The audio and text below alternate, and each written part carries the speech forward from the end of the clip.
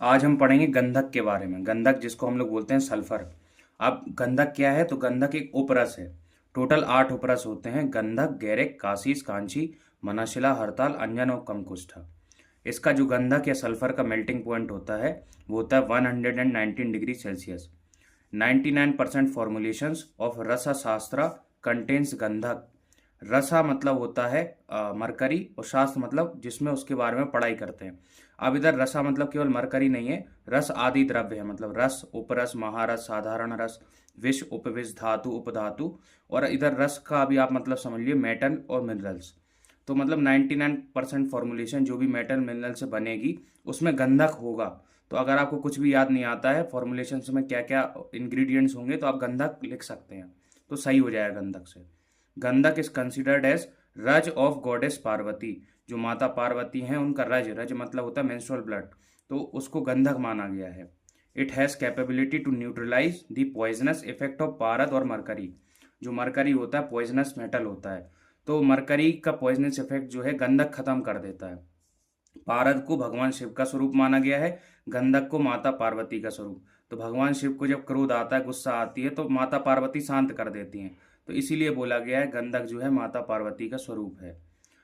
It is insoluble in water, पानी में नहीं घुलता है, but soluble in carbon disulphide, benzene and टर्पिन। मतलब कार्बन डाइसल्फाइड में घुल जाता है, बेंजीन में और टर्पिन में। ल्यूक वार्म वाटर जो होता है या गर्म पानी, उसमें थोड़ा सा सॉल्युबल होता है, पूरी तरीके से नहीं होता है। It is a good conductor of heat and electricity. मतलब हीट का भी ट्रांसफर अच्छे से हो जाता है और इलेक्ट्रिसिटी का भी। अब इसके कई सारे सिनोनिम्स हैं। तो पहला है बलि बसा। बलि बसा मतलब क्या है? बसा मतलब फैट, और बलि एक राक्षसों के राजा थे। तो इसके पीछे एक छोटी सी स्टोरी है। स्टोरी ये है कि जब समुद्र मंथन हो रहा था अमृत की प्राप्ति के लिए, तो राक्षसों और देवताओं ने समुद्र का मंथन किया। तो मंथन जब किया, तो जो राजा बलि थे, इनका जो वासुकी नाग था, उसके विष के प्रभाव से इनका जो फैट था पिघल के नीचे गिर गया। जब नीचे गिरा तो वही जो है गंधक के फॉर्म में हमको प्राप्त हो गया। तो ये छोटी सी स्टोरी। और बलि, जो राजा बलि थे, इनके नाम से बलिदान शब्द भी फेमस हो गया। क्यों फेमस हुआ? क्योंकि ये जो थे तीनों लोकों के राजा थे, और इन्होंने भगवान वामन को तीनों लोग दान कर दिए। तो इनसे बड़ा आज तक किसी ने दान नहीं किया, इसलिए बलिदान शब्द जो है राजा बलि के नाम पे फेमस हो गया। तो इसलिए हम इसको बोलते हैं बलि बसा, क्योंकि बलि का जो बसा था, फैट था, वो पिघल करके समुद्र में गिर गया, और वही हमें गंधक के फॉर्म में मिला। दूसरा इसका सिनोनिम है कुष्ठ आरी। कुष्ठ मतलब होता है स्किन डिजीज, और आरी मतलब दुश्मन या एनिमी। तो जो कुष्ठ का एनिमी है, तो स्किन डिसीजेस को जो ठीक कर देता है, तो इस वजह से इसको हम कुष्ठ आरी भी बोलते हैं। फिर है पामारी। पामा और आरी, पामा मतलब स्केबीज भी बोल सकते हो, स्किन डिसऑर्डर भी बोल सकते हैं। आरी मतलब एनिमी, तो इसलिए इसको पामा आरी भी इसका सिनोनिम है। फिर है शुल्ब आरी। शुल्ब मतलब ताम्र या फिर लोहा आदि धातु। आरी मतलब एनिमी। तो इसका मारण करने में इसका यूज करते, इसलिए इसे शुल्ब आरी, मारण मतलब भस्म बनाने में। मारण को ऐसे भी समझ सकते हैं आप, मारने के लिए भी। इसका एक और सिनोनिम है कीटनाशक। कीट मतलब होते हैं इंसेक्ट्स, ये सब। तो इनको भी मतलब कीट मतलब जो भी पैरासाइट्स होते हैं उनको भी मारने के लिए इसका यूज करते हैं हम। तो इस वजह से इसको कीटनाशक भी बोला जाता है। फिर गौरी पुष्पा। गौरी मतलब माता पार्वती, और पुष्प मतलब उनका रज, तो गौरी पुष्प इसलिए बोला गया। अब क्या है, गंधक में एक स्मेल होता है अपना, तो कुछ लोगों को अच्छा लगता है, कुछ लोगों को नहीं लगता है। तो इसलिए कुछ लोग उसे सुगंध भी बोलते हैं, कुछ लोग क्रूर गंध भी बोलते हैं, और कुछ लोग पूती गंध भी। अब गंध शब्द जिस भी सिनोनिम में आ जाएगा वो गंधक का ही सिनोनिम है। जैसे कि देखो, सुगंध, क्रूर गंध, पूती गंध, गंधी, गंध पाषाण, पाषाण मतलब पत्थर, गंध मादन, लेली तक। तो ये तो गंध गंध जिसमें आ रहा वो गंधक के सिनोनिम्स गारंटी से हैं। लीली तक, सरभूमिज, नवनीत, दैत्येंद्र, ये इतने इंपॉर्टेंट नहीं है, लेकिन ये जो शुरू में चार लिखे ज़्यादा इंपॉर्टेंट है: बली बसा, कुष्ठारी, पामारी और सुलभारी। अब बात करेंगे अवेलेबिलिटी की, मतलब गंधक जो है किस फॉर्म में हमें मिलता है। तो गंधक मतलब सल्फर। तो सल्फर एक तो फ्री फॉर्म में मिलता है, एक कंबाइंड स्टेट में मिलता है। फ्री फॉर्म में मिलता है गंधक के फॉर्म में, ठीक है। कंबाइंड मतलब किसी के साथ मिल करके। तो कंबाइंड जैसे उपरस, महारस, इनमें कंबाइंड फॉर्म में मिलेगा। जैसे पहला है मनाशिला और हड़ताल। तो मनाशिला हड़ताल दोनों ही उपरस हैं, और गंधक भी उपरस है। लेकिन मनाशिला हड़ताल में सल्फर जो है आर्सेनिक के साथ मिलता है। मनाशिला का फॉर्मूला होता है आर्सेनिक डाइसल्फाइड, और हड़ताल का होता है आर्सेनिक ट्राइसल्फाइड। अब आर्सेनिक की वजह से पॉइजनस भी होता है। अब तीसरा है स्वर्णमाक्षिक। तो स्वर्णमाक्षिक बोलते कॉपर पाइराइट को, जो कि एक महारस है। इसका फॉर्मूला है Cu2S Fe2S3। तो सल्फर कॉपर के साथ और आयरन के साथ मिल रहा है। फिर है सस्यक। सस्यक जो है सस्यक का फॉर्मूला है हाइड्रेटेड कॉपर सल्फेट CuSO4.7H2O। तो इस फॉर्म में भी सल्फर मिल रहा है कॉपर के साथ, ऑक्सीजन के साथ, वाटर के साथ। फिर है नीलांजन श्रोतोआंजन, ये जो काजल लगाते ना आंख में उसी के टाइप है। तो नीलांजन का फॉर्मूला है लेड सल्फाइड PbS, और श्रोतोआंजन का है एंटीमनी सल्फाइड Sb2S3। तो सल्फर इधर मिल रहा है आपको लेड के साथ और इधर मिल रहा है एंटीमनी के साथ। फिर है विमल, विमल का फॉर्मूला होता है Fe2S3 आयरन पायराइड भी जिसको हम बोलते हैं, ये महारस में आता है। फिर है यशद, यशद जो है धातु वर्ग में आता है, मेटल्स में आता है, और इसका फॉर्मूला है जिंक सल्फेट ZnSO4। ठीक है। फिर है काशीश, काशीश जो है ये भी एक उपरस है, और काशीश का फॉर्मूला है FeSO4.5H2O हाइड्रेटेड फेरस सल्फेट। तो जो सल्फर है ऑक्सीजन, आयरन और वाटर के साथ मिल रहा है इस फॉर्म में, तो इसे बोलते हैं कंबाइंड स्टेट। अब टाइप्स की बात करें तो प्रैक्टिकली दो टाइप के हमें गंधक मिलते हैं। पहला है अम्लसार गंधक, अम्लसार मतलब जो कि आंवले की तरह दिखे, और दूसरा है खटिकाकार गंधक। खटिका मतलब होता है फिटकरी, एलम, इस फटिका, तो जो फिटकरी की तरह दिखे। अब जो अम्लसार गंधक होता है वो हम इंटरनली यूज के लिए इस्तेमाल करते हैं, और खटिका गंधक या खटिकाकार गंधक जो है एक्सटर्नल एप्लीकेशन के लिए यूज करते हैं।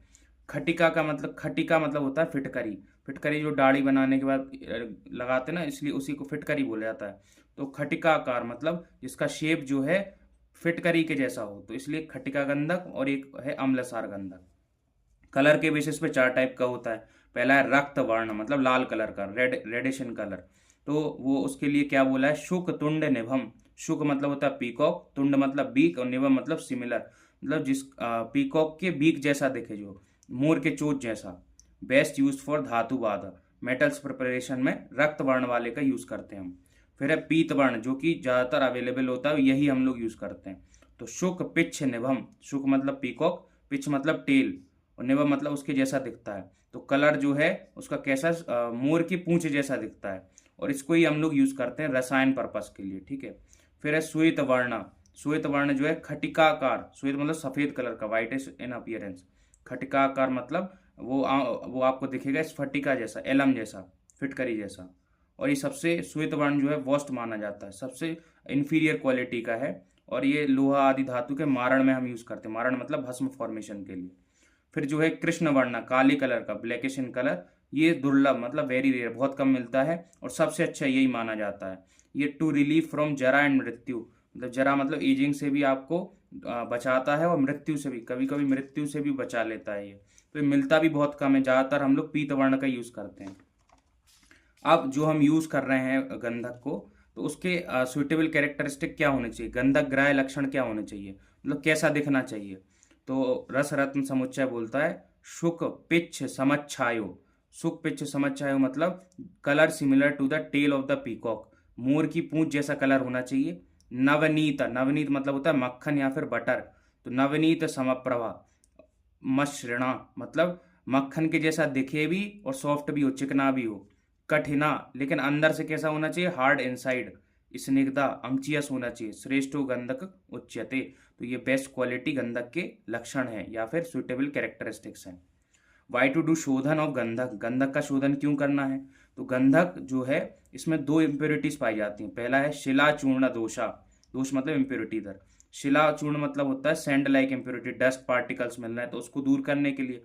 और दूसरा है विष दोषा, मतलब टॉक्सिक इम्प्योरिटी मिल रही है, जैसे कि आर्सेनिक है, अभी हमने देखा था आर्सेनिक के फॉर्म में मिल रहा था। तो इन इम्प्योरिटीज को हटाने के लिए भी शोधन या प्यूरिफिकेशन करना पड़ता है।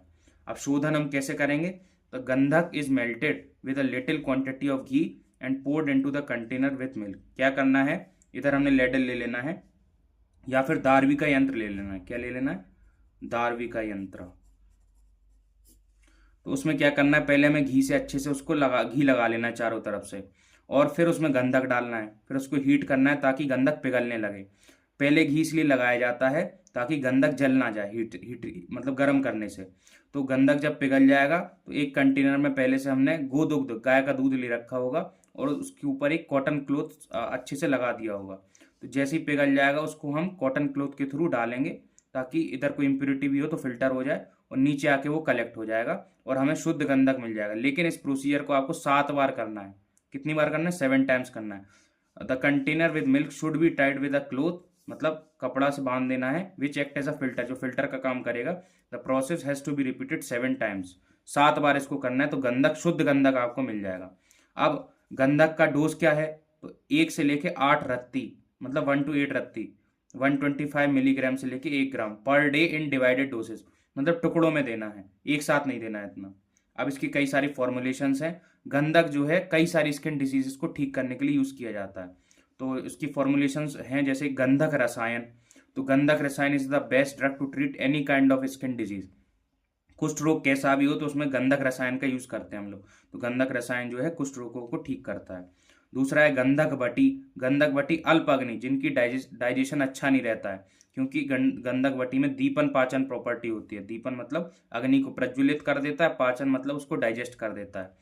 तो गंधक बटी जो है अल्प अग्नि, इनडाइजेशन की कंडीशन में दी जाती है। फिर है गंधक द्रुति।